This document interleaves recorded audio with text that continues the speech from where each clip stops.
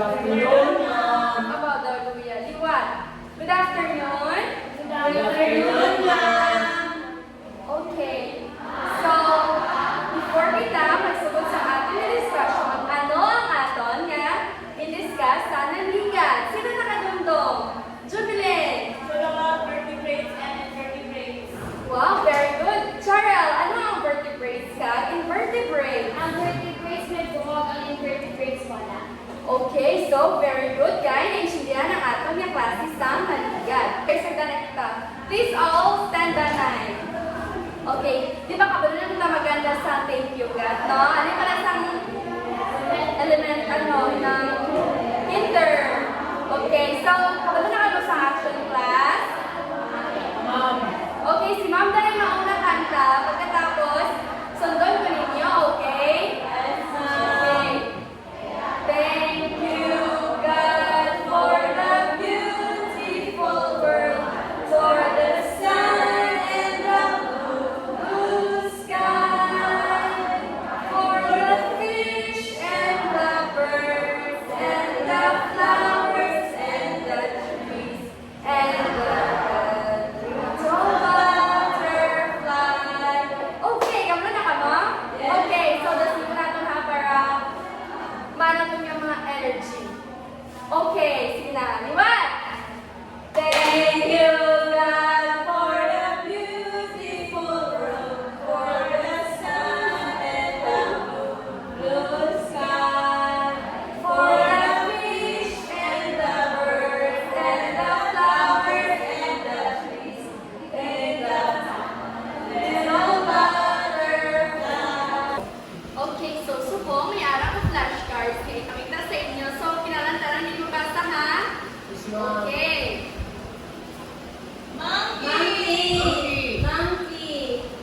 Okay, dali your row. Juice. Juice. Vegetables. Vegetables. Watch. Watch. Cake. Eat. Elephant. Elephant. Okay. So, before kita mag-proceed sa ating discussion, mag-group activity danay kita.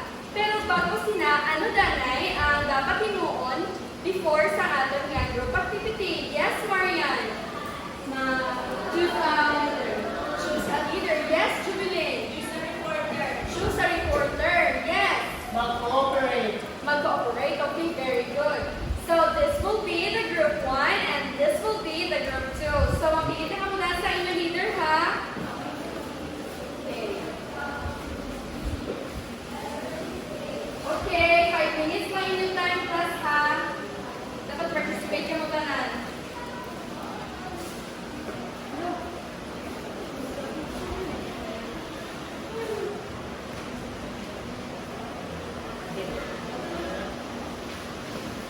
Okay, kung tapos na, pwede nyo na i-face din yung mga words.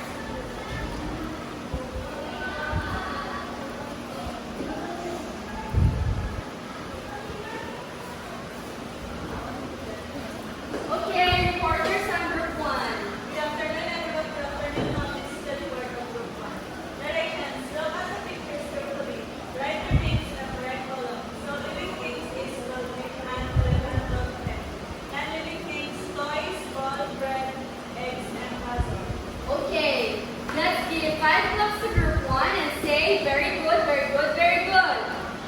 1, 2, very good, very good, very good. Okay, group 2 reporter. Good afternoon, classmates. Good afternoon, ma'am. This is the work of group 2. Direction. Look at the picture carefully. Write your names in the correct column. So, living things sa picture is dolphin, hen, eggs, dog, elephant, crab, ant. Ang non-living things naman is toys, bread, gold, and puzzle.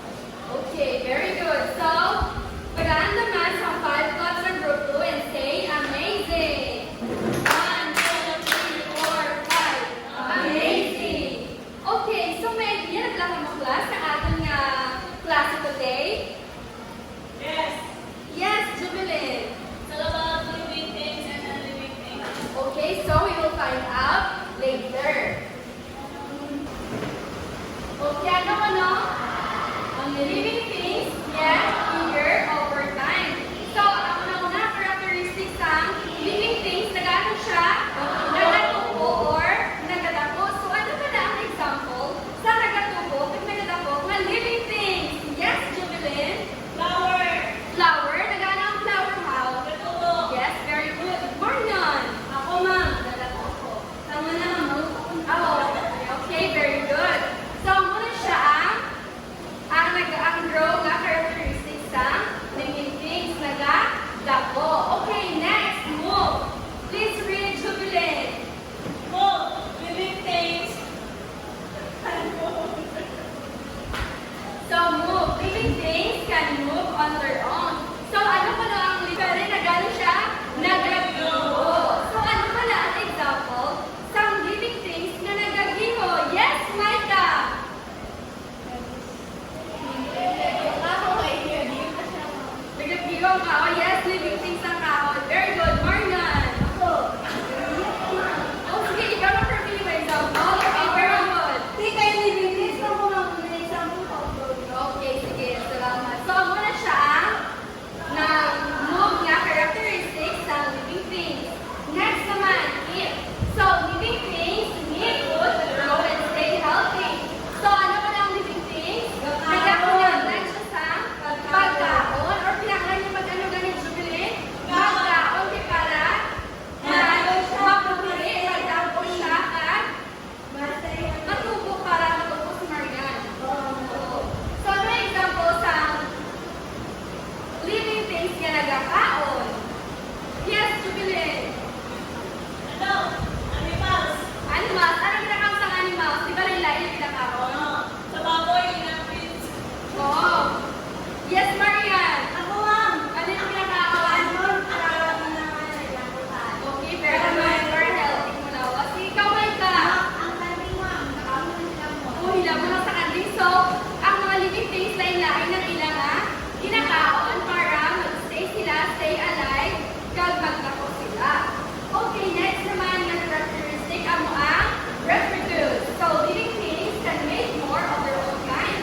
So, ano kung reproduce? Makahimo sila sa another pag hindi lang same sa ilang na, for example, si Maria, ay ano si Bilin? Apple lang, mama. Ano? Okay, very good. Ginuhama. So, correct na to kay Jubilin ang parang yung mama. I-represent sa kanyang mama. Ano ba yung nga example? Manta. Ang baka ko na parang siya. O, mabakapag ng baka sa another na baka. So, correct siya ang characteristics sa living things. Non-living things. So, sino pwede magbasa? Char. Yes, maybe. Don't grow. Non-living things don't get bigger. So, ang una-una naman yung characteristics ng non-living things, don't grow or wala siya nag-tubo or wala siya nag-tubo. So, ano pala ang example sa non-living things na wala nag-tubo? Ma'am, Yes, Micah. ang bangko, o siya katubo. Yes, steady lang siya. Amo lang siya sina, no? Charel. Si Micah, wala na tubo. Ano? Oy, katubo siya dahil. Kaya isang baby siya, so ako naman siya. Ano pa ginitan na example? Yes! Ang lamisa. Okay, so wala siya nag-ano, no? Wala siya nag-tubo or wala siya nag-tapo. So, muna siya ang una-una ang characteristics ng non-living things. Next naman, don't move by themselves. Non-living things can't move on their own. So, ano po naman ang ikatuwang characteristics ng non-living things? Wala siya nag-iyo, masya lang. So, ano siya? Kinanglan niya sa living things para ano siya? Mag-move. So, ano pa yung example sa non-living things na kinanglan siya, kumbaga, dependent siya sa living things? Yes, maybe. Ang TV, ma'am. So, ang TV, no? Dapat kinanglan siya sa Living things. living things kaya para mabuhay siya. Dira. Kaya kung siya lang, hindi man siya malakas, no? Yes, Marian. Ano mo? O, ang electric fan. So, ang next naman niya, characteristics ng non-living things, don't eat or wala kaon unlike sa living things na kinanglan sang food to stay alive. So, ano? Don't make more of themselves. Jubilin,